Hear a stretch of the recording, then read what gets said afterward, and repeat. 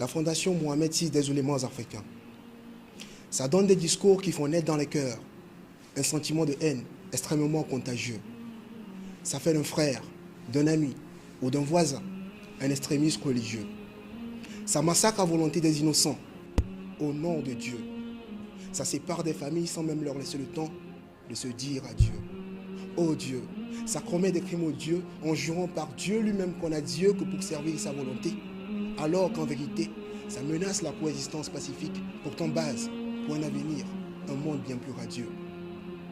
Alors vous comprenez qu'il fallait agir. Devant cette haine qui prenait de l'ampleur, fallait laisser l'amour ressurgir.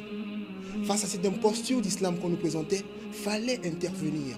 Et du cœur, bannir l'islam du chaos pour l'ouvrir à l'islam de tolérance afin de bâtir ensemble dans la paix un meilleur avenir.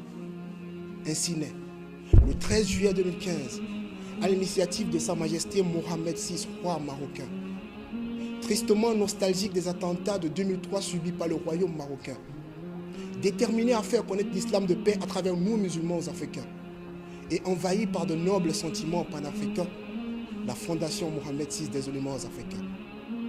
Les objectifs de cette fondation étant, je cite, travailler sur tout ce qui consoliderait les liens historiques qui unissent le Maroc à l'Afrique, notamment grâce à la coordination des efforts des oulémas musulmans africains qui contribuent à l'intégration des valeurs de paix, de coexistence et un islam de juste milieu et s'opposent à toute tentative de propagation des valeurs de haine et d'extrémisme.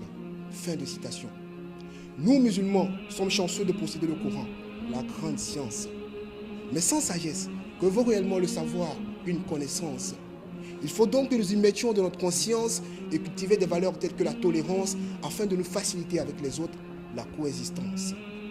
La Fondation Mohamed VI des oulémas africains, c'est l'islam de paix, mais de conscience et de tolérance. Abdul Karim Bako, salam alaikum.